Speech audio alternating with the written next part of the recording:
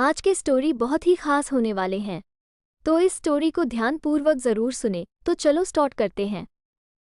राहुल जब से मेरी ज़िंदगी से गया है, तब से मुझे लड़कों की शक्ल से भी नफरत हो गई है।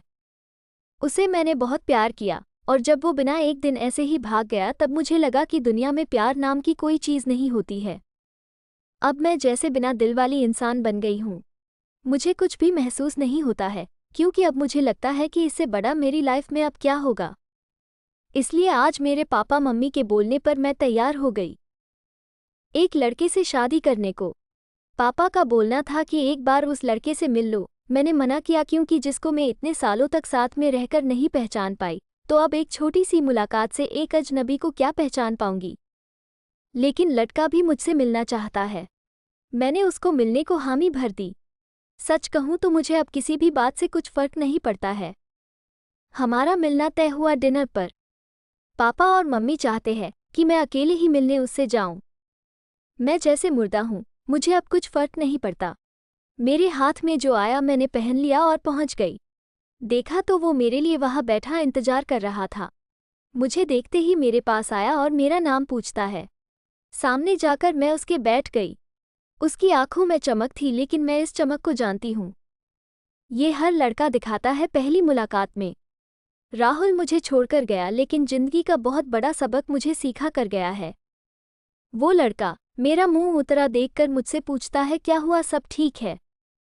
मैंने भी उसे जवाब दिया, मेरी थोड़ी तबीयत खराब है। फिर वो बोला कि आप फिर आज क्यों मिलने आए, हम फिर कभी और भी डिनर कर सकते थे। बात तो वो अच्छी कह रहा था, लेकिन अच्छी बातें लड़कों की कितनी जल्दी बदल जाती है, इसका अंदाजा मुझे अब अच्छी तरह है। मैंने उसे कहा, नहीं मैं ठीक हूँ, कोई बात नहीं। खाना मेरी पसंद का ऑर्डर किया। फिर अचानक उसको किसी का फ़ोन आया, और जब फ़ोन पर उसने बात की तो मैंने तय कर लिया कि अब मैं इससे शादी नहीं करूँगी। फ़ोन पर उसने अपना नाम बताया सामने वाले को, और यह वही नाम था जिसे मैं अब कभी सुनना नहीं चाहती थी। उसका नाम भी राहुल था।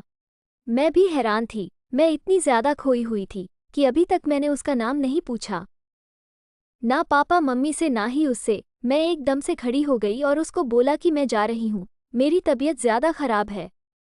वो जैसे घबरा गया, मुझसे बोलता है कि मैं छोड़ देता हूँ आपको गाड़ी से, पर मुझे अब उसके मुंह से कही हर बात कांटे की तरह चुभ रही थी। उसको बिना जवाब दिए मैं वहाँ से चली जा रही थी। वो मेरे पीछे पीछे आ रहा था। मेरी आंखों से अब आंसू टपकने लगे, और मैं बाहर टैक्सी या ऑटो का इंतजार करने लगी। आंखों में मेरी आंसू देखकर उसने मेरी बाँह पकड़ी और मुझे गाड़ी में बैठने को कहा। उसने मेरी बाँह पकड़ी, बस इतना तो बहुत था मेरे अंदर की आग को निकालने के लिए, और मैंने उसके मुंह पर जोर से एक थप्पड़ मार दिया। वो जैसे हक्का बक्का रह गया, और फिर उस राहुल की भड़ास इस राहुल पर निकली, और मैंने कहा, तुम लड़के अपने आप को समझते क्या हो, जो मन चाहा वो करोगे क्या? जब तुम्हारा मन किया किसी का हाथ पकड़ लेते हो, जब मन किया बिन बताए भाग जाते हो, और वो बस चुपचाप मुझे खड़ा देखता रहा। टैक्सी आई और मैं बैठकर वहां से चली आई। आते वक्त मैंने उसका चेहरा भी नहीं देखा। अपने कमरे में आने के बाद 1 घंटा मैं और रोई, पापा मम्मी को कुछ नहीं बताया। ये स्टोरी आपको कैसा लगा, कमेंट में ज़रूर बताना। अगर आपको अच्छा लगा तो मेरे चैनल को लाइक शेयर सब्सक्राइब ज़रूर करें। मिलते हैं नेक्स्ट वीडियो में, तब तक के लिए बाय।